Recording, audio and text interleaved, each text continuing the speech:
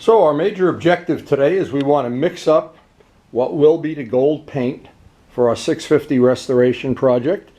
And I may as well do a little discussion about other things I've learned in the probably over 50 years of painting.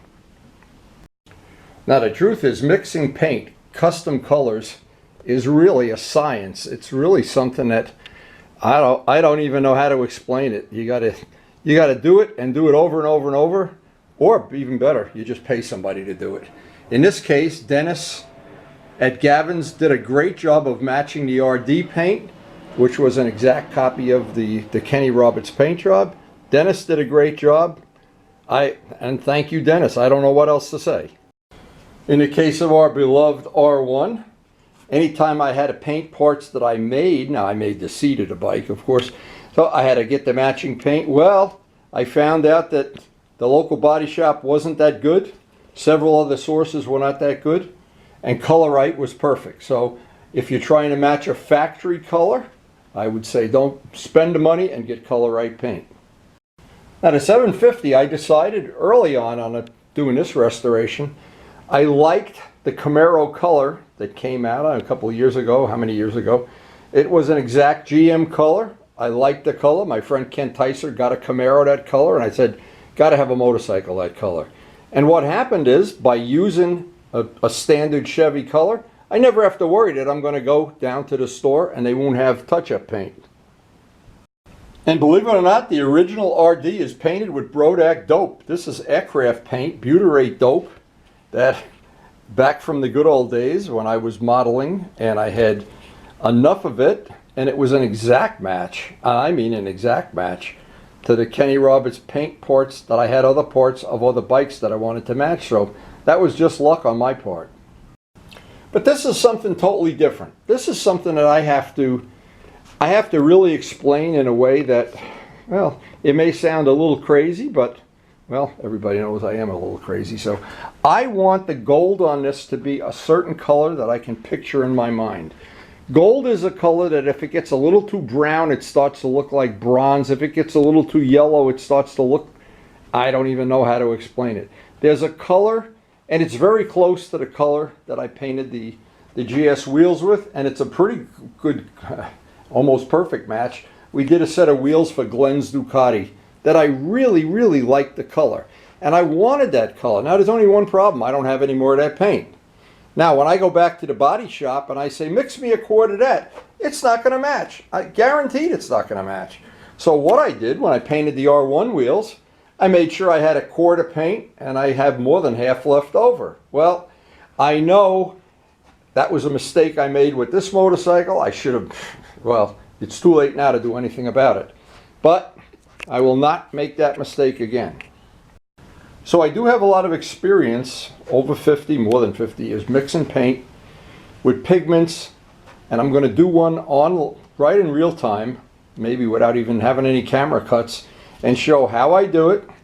And it may be something you can enjoy watching or maybe even learn something from. But the first thing this morning, I have some hungry fish out there, and they don't care about paint pigment as much as fish food. Okay, boys, it's a beautiful day. It's a beautiful day.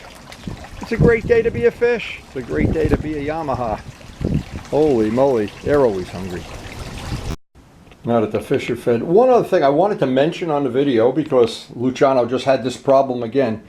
A lot of people like to paint with spray cans, especially Rust-Oleum. Well, we found out, and we found out the hard way, when you go to put clear on top of it, sometimes it turns into an alligator, sometimes it doesn't. And why does that happen? Well, because the cans, every year the government mandates the paint be watered down even more to save the planet, and probably if you have a 10-year-old can of Rust-Oleum, an 8-year-old can, might be different. I know that's the case with Brodak dope, airplane, the paint they use to paint airplanes, butyrate and nitrate dope. The reason is, when I did the Brodak dope development, we were told that we were allowed to use the 1927 formula that has a lot of toxic stuff in it because it was a military spec thing. And we somehow beat the system with that. And of course that product dominates the world of model aviation right now. And here it is living proof. Butyrate dope, and the modern clear coats go right over it, of course. Some people even do models that way. But anyway, this is one of the original ones that I was really happy with, the custom paint work. This has held up so well.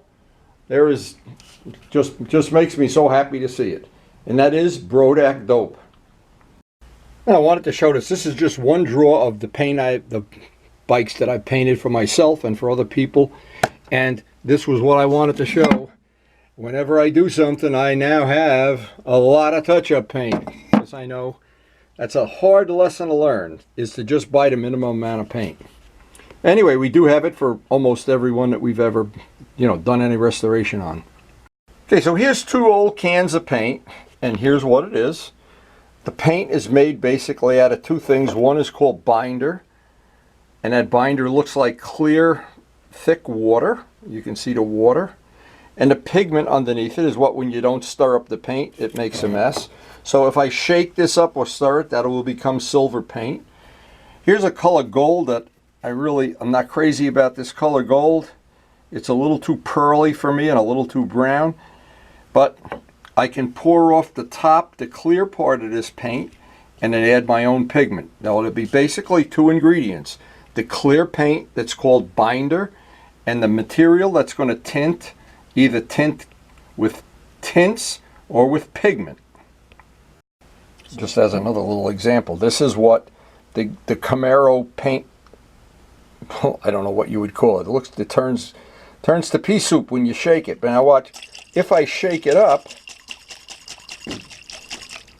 it becomes that paint. Well, I have bought some experimental gold pigment, and I want to try to mix my own paint. So what I have here is I poured off the top. This is the binder. And I want to mix a small amount because I only have a small amount of this pigment. Now the reason I only have a small amount, I got it from Amazon. It's about $7 a jar. And I wanted to be sure that this is the color, because they have other colors, of course. I want to be sure that this is going to be a color. Now I do like that color, and it's got a little bit of a pearl cast to it. I think that's going to look real nice with the black. But I want to make a small batch today. Take a piece of window glass, airbrush it, let it dry overnight, put some clear on it, and then see, well, I can tell what it'll look like by looking through the other side of the glass. See if this is going to be one of the choices, and if not, then I go on to plan B. Now, I also have, just to show people what is available, this is gold flakes, and these are from the days of Dave Midgley. We used to add that to the paint. We've got silver flakes. We used to add silver. Some of these gold colors that they're really dark, you got to really thin them out. This is another product that makes paint real nice if you're kind of in a Harley mood.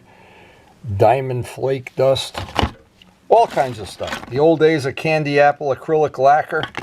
You've got drawer after drawer of that, and of course all the different silver pigments, both paste. It's just, there's no end. There's no end to what we have here. We got drawer after drawer of this type of stuff. So we want to try to come up with, I want to make a small batch to begin with. So I'm going to get a separate jar. I really want to see if this is going to be how I want to do this. Okay, so to make make this very simple, I want to make a small batch. I want to take an airbrush it on, see how it is. This is unthinned. I'm not sure now. Pigment, and especially you call it decanting, if you put too much pigment in or you take too much of the binder off, what happens, the paint gets weak and prone not to stick, because this actually is the glue that holds the pigment in position. So I guess I can start off with, since I have 2 jars of this, and boy, this is some pretty stuff, and this is all in the eye of the beholder anyway. This is really not, it's like baking a loaf of bread. Wow, this is a nice color. This is a very yellow gold. Now, if I shake that up, I'm going to have to thin it with urethane thinner. And I want to get a look at her. Well, I can see right now without even looking, that's very thin paint. That's very thin. So, it's not, in fact, you can look at it up here. It's not really opaque. So, again, we'll just add a little bit since we're just making a test batch anyway. But before I actually paint a part of the motorcycle, what I'll do is I'll make sure I have a full quart of paint, because there's nothing worse than getting to the end of the job and you scratch it or something. All I want to see is that I have opaque paint. Yeah, that looks fine right now. That looks like about, so maybe I'll have enough pigment to make a quart of paint. I don't know, but I'm going to stack the deck. I'm going to go, when this is done, if I like the way this looks, I'm going to go order more paint. Let's see how that looks. Wow, that does look pretty nice. I'm impressed. That really looks nice. Now, I don't know once I thin it. Yeah, it looks kind of thin. But again, if it doesn't look opaque enough, this is a little bit of baking a loaf of bread. I'll put a little bit more in there. And at some point in time, it'll be that when I spray it, it'll have good coverage. And then we have to do the test of putting the clear, the 5-star clear on top of it. I'd always let it dry overnight, not like they do in a body shop where they force dry it. That's a real nice color. I got to admit, that's a color I kind of like. So what I'm going to do is just mix this rough, 50-50. Ooh, I really like that color. That is a nice yellow gold. And I can just, this is just an estimate, since this is only going to be a test. This is mid-temp thinner. And this will just tell me when I go to do a little spray out with an airbrush if I have enough pigment in it. And I have plenty more pigment to add if that's the case. Again, this has to suit my shop conditions. I'll set up the Iwata airbrush and get a piece of glass, and we'll see what this looks like. And then the ultimate test, we'll call KARYN down here. Now, always for the first test, we can always add a little thinner. We can always add some pigment. We got a lot of choices. And I really hope I'm going to be able to paint the wheels with the airbrush the way I did the last couple sets of wheels I did. It really made it nice. It takes a little extra time, but boy, is it worth it. Everything we do takes extra time. No secret.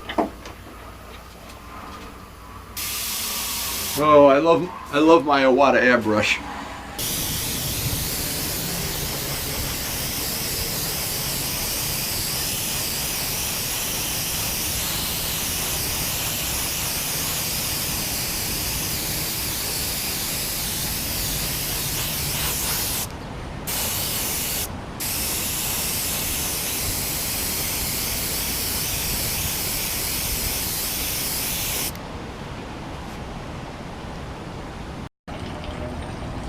I like the color a lot. Really nice. Sprayed nice, covered well. Should be able to do that. I think we're real close on having the right amount of pigment and thinner and everything. Roughly 50-50 thinner, and I got plenty of extra pigment if it was too thin. I think it's going to be fine. Okay, the thing is to look at it on the different lighting. It's going to look different on the, this is fluorescent lighting here. It's going to have a different cast, but overall, I'm looking at that against the black, and we're going to have very thin, subtle beads of trim and the gold wheels. Now, the gold wheels, part of what I'm going to do to the wheels is hand sand, hand buff. They'll be, when those spokes are coming around, it's going to look beautiful. I hope it's going to look beautiful. The wheels on both the R1 and on the FZR, that's my pride and joy, those wheels. And these, I think, are going to even be better. So now here's a consideration. I'm going to order some more pigment so I can make a full quart of paint. And this is the end of today's test. It's very successful, I think. I just want to have, I don't want to take a chance like I had on a Suzuki that I run out of paint or run thin, or oh my God, it's going to be terrible. So it's about $7 from Amazon, and I think that pigment just worked out great. And I remember how frustrated Vlad was when he did something. I think it was on the Bimota. He tried to get paint from Italy. They had to send it to England. It was like Donkey Kong to get the paint. And then when he got the paint, it didn't match anyway. So Having matching paint when you're all done with a job is a major plus. And for truth in advertising, I have a whole quart of Yama Yellow, a whole quart. And I've already dropped the bike and I've already had to use it. You can't make that up. You know what I always do when I mix up custom paint? I put the year I mixed it, what thinner, in this case it was mid-temp. RTS means it's ready to spray for the 650. Now, I'm going to order a whole bunch more of his pigment. I really do like this color. But I did and I'll show the test that I just did. So as I added thinner to it, I think I got it just about perfect right now for our shop conditions. And that's a little less than a quart, but I want the extra pigment and I want to have it in stock just in case. So here's the test. That light bulb dried up beautifully. I'm real happy with that color. Now if I envision how that's going to look on an all black motorcycle with the gold wheels. Now I have my templates, the original templates that I made and the ones I adjusted. John and I are both going to be working on our logo, and I still don't know where that's going to go. But what I did here, I did a spray out. This is the first spray out right here. It's already dry. And then I added some thinner, and I got it, right at the very end, I had it just about right. And the way you tell if it's right is right out at the edge. If you see, it's all like, if it's like sandpaper out at the edge, run your hand on it. If it's like sandpaper, you need more thinner. This one, beautiful. Even better. Each one I was just adding a little bit, and right now I think that's about as good as it gets.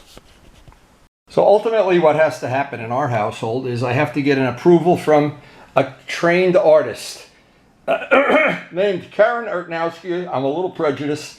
Is that a nice color? It's great. You're gonna like that on my bike, my gold wheels. How'd that look?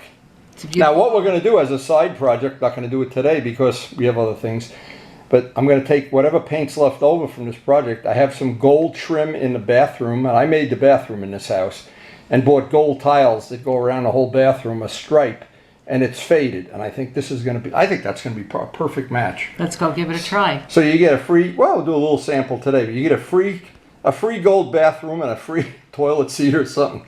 Anyway, hope you enjoyed the video, and thanks for painting your motorcycle gold.